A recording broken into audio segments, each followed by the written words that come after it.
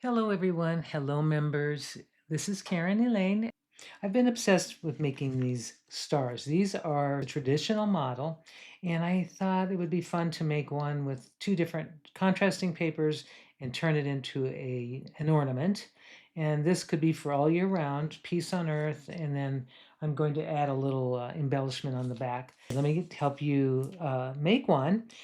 You might have seen me on the Yosatomo Live making these. These are made out of my origami papers that I designed for them. Some of those, I use the same side paper, same color way, and it made for a really fun holiday ornament. This one's I just cut the paper a little smaller, which I think is good for the cards. And this one is just another version. So you can really have fun with just the kind of papers you use. If you use vellum paper, I think it would look incredible. So these papers I'm going to just show you, are from this set called 333 Origami Astro Magic Designs. I got them off of Amazon. You get a whole huge pack of paper and some projects, and it's the right size. It's 5.5 inches square, which is, I think, is the perfect size. And for if you're going to fold this, you can get two different kinds of papers, or you can have them the same. It doesn't matter. It just depends on how you want to make the star. But I'm going to fold out of two different types, two different colors, just for because I like that contrast that it gives. And I'm going to start to fold. I'm going to move it over here so you can see the finished piece. I also have a watercolored ahead of time, a little on some watercolor paper. I watercolored a circle, very non-perfect circle, and wrote peace on earth. And so and I always do this ahead of time, depending on the paper I have, because I want it to go with the paper. So there we go. That's ready for that. And then I have some glue and some scissors, and I'm ready. So you're going to make two exactly the same. You're going to fold them exactly the same. And I'm going to show you how you fold the model. So what you want to do is you're going to create what's called a pig base, I guess, or a windmill base. And you're going to fold it in point to point in both directions. And you want to make sure your creases are really sharp on these and really accurate. You want to make sure that your points before you make that commitment, you want to make sure that you have all sides lined up. So fold it in both directions. You can see this is happening. You've got the diagonal folds. Now fold it in half, just regular, fold in half in both directions. Okay. And then you're going to open it up. You're going to take all 4 points, and you see the intersection in the center. You're going to fold to that center. And want to make sure that your sides are lined up to the creases. And before you make that point, go right in the middle, and then you go ahead and crease. Let's do this on all 4 sides, just using that as your guide. These folds, these creases underneath, really help to make that a more accurate fold. I tend to get these wonky all the time if I don't do it this way. So you want to just make sure that this is all lined up. Now you can see this one's a little off, and I'm going to just adjust a little bit, just kind of pull this one towards that so that everything looks as even as possible. Now I'm going to open these little corners out, and I'm going to cupboard fold to the center crease on both sides, just a cupboard fold on both sides. Okay, making sure that those kind of meet but not overlap. And then the next fold is you're going to take these raw edges and fold them to that center intersection, right to the center. And you do that on the opposite side. So what you have now is like the beginning. This is the windmill base.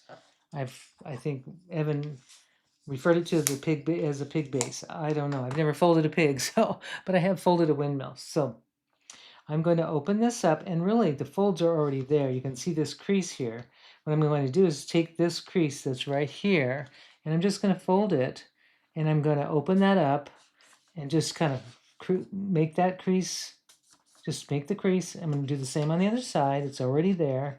And then I'm just going to flatten this down into an elongated where the flaps are sticking out. We're going to do this on the other side.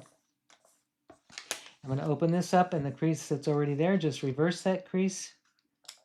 And do the same on the other side. Reverse that crease. And then just lay it down on existing creases. Now you have the windmill base. So if it was a windmill, you could see that is the windmill. But what you're going to do now is you're going to take all of your these little flaps, and you're going to fold them back and forth a little bit so that they almost make a table top, kind of like this. And then you're going to take a folding tool if you have one, or you can use your finger, whatever works the best. And you're going to take one of these, you're going to put it in one side of the legs, and then you're just going to take it and flatten this piece on top. And if you need, you're not making new creases, you're just flattening this into a square on top, and just adjust if needed to make sure that it's laying perfectly over the piece. And you're going to do this on all four sides. Just open up that inside, maybe just kind of take your tool and just kind of push it in and then flatten. And again, do it on the other side. And another time, open it up and press down. So now you have 4 squares sitting on top of one large square. All right, next step is you're going to fold all of these raw edges towards these diagonal creases, kind of like the way you would make a crane. But you're going to just fold these little, starting the fold at the in the inside. The point starts there, and then it just goes up that crease, up that diagonal crease. And you're going to do the same on the other side. And you can just make those 2 pieces meet and then just crease it really well. And really important is when you're doing this, making sure that your folds are nice and sharp right in this area, and that it's even across this way, across the top. And let's just do this on all 4 sides, kind of watching for starting the fold. And I always take my finger and I sort of start it right in the center of the model, and I just lay it on top of that crease or next to it, right next to it, and then give it a crease on the sides. If you need to use your folder, go right ahead. It helps. It really does with these. Really helps to make this a nice even creases and sharp folds. I'm going to take this same thing, take that raw edge, fold it in, and do the other side. Kind of like that. And then crease. And one more time. Fold those little corners, top layer only. You can tell which ones they are. And there, fold. Give that a nice crease. So we've got this is what we have now. And now the next step is to take these corners and actually fold them backwards. So what I'm going to do is turn the model over. And I'm going to just fold these little corners as far back as they'll go. They kind of have, the stopping point is right at the top of this. So we fold these backwards in all 4 corners. And you just want that point, this point, to line up with the crease that's underneath.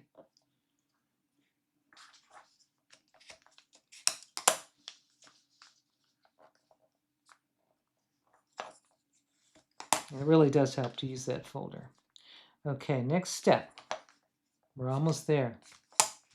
You're going to take these little flaps that you had opened. You're going to open up the flap.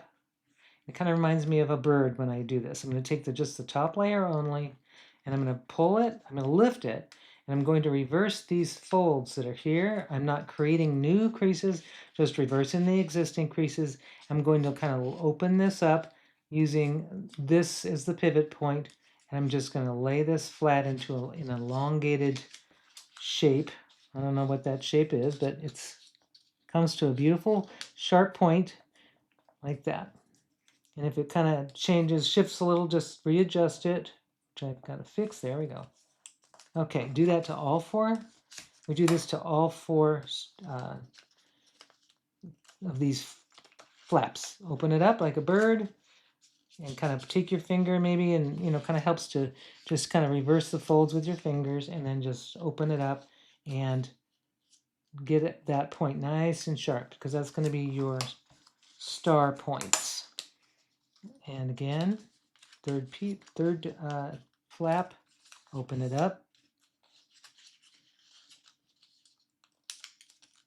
and then just kind of, now all papers are going to be different. This is a little more delicate paper, so it's a little harder to get a nice sharp point, but you can do it. Just be very gentle when you're working with the paper. Now open this last one up and take that and reverse the folds, flatten it into an elongated pointy shape. Sure, there's a mathematical term for that, but I don't know it. All right, this is what you want to make a second one. So you can make a second one out of a second piece of paper, and I did that here. I already made one. I think if you pause the video now, make your second one, and then we'll come back and we will put everything together.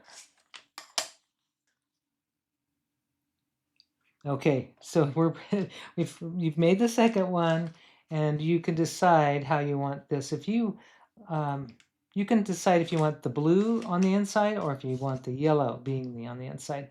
I think with this one, I want the blue because I like that dark background for the focal point that I'm going to use. Yeah, but it's your choice. You just pick what you want. So what you're going to do is you're going to lay the star pieces on top of each other, and you'll see these are like flaps. They're like little flaps that are going to hold the star together. And what you're going to do is you're going to just tuck in like this, and you take each piece, each side, and you just tuck it in. And you might have to kind of manipulate it just a little bit to get that last corner in, but you may just kind of have to bend it, but that's all right. Do that and it's fine. There you go. And then you've got all your pieces. Now what you'll need to do is kind of work it. So because things want to unfold a little bit, you can see here's how it looks on both sides, and just kind of lay it on the table. And what I do is I'm kind of gonna just get these little pieces to make sure that they really fold over and hold, because then it locks it into place. And do that on all of the little points that are pointing inwards. So you see the starburst inside, and there's the star, and that's why it's called that. Now the next step, so we've got it's put together. Let me show you just the way that I make the ornaments.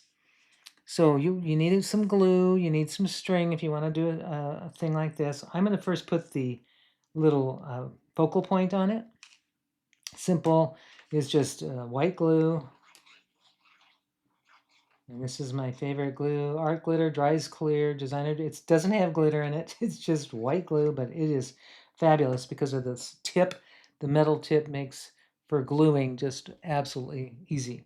Now I'm just going to line this up, put it right so that it kind of just centers in this whole thing before I really lay it down. I'm just going to make sure it's centered, and then I'm just going to press down with my hands just for a moment. I might even leave, I don't know, put it a little, while I am doing that, I'm going to grab a piece of, another piece of paper, and I'm going to put my signature on it, because I'm going to give it away. So I'm just going to write or I can just write the year. So it's 2025. I can put Peace on Earth 2025. Or I can go 2026, whatever year. But this is just kind of a simple hand lettered, and then I think I'll put my name just right here.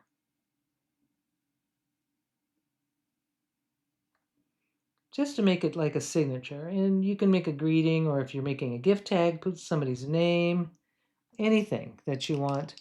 But here is just to show you how I do these. You can see kind of the process here. And I'm going to cut this out. And I'm going to move that out of the way. And I'm just going to take my scissors. Now, these are some new scissors I got off Amazon. They're made in China. I love them. They don't have a serrated edge. They have a very clean cut without that sort of sawtooth edge that a lot of those scissors have. I like the wide handles. And I just bought them off Amazon. Just type in Chinese scissors, and you'll come up. It'll come up.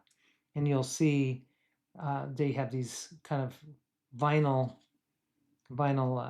edges on the handles. You can get a set. I got a set of 3. This is the middle size. So, whoops, I went a little too far. There we go.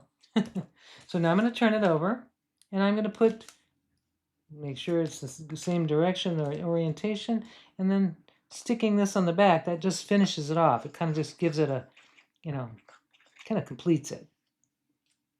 Okay, and also just says who it's from. This would be fun to do this, maybe do a mail art or kind of fun exchange, origami ornament exchange would be fun. But isn't that gorgeous? Now, if you want to have a thing on the back, there's lots of ways you can do this. But you can actually open this little flap up as best you can. If you can do that, you can open this up and you can insert your string, your cord, whatever you have. I have this little gold or silver string. If you want to do that, you can put that in and just with some glue and then hold it down. Let me try that. I'm going to try it. Usually I have issues with it, but I'm going to just see if I can do it today. And I've got it open enough so I can put the glue inside. I'm just going to put some glue right in that center, enough for this cording to hold, because I want to hide what's underneath.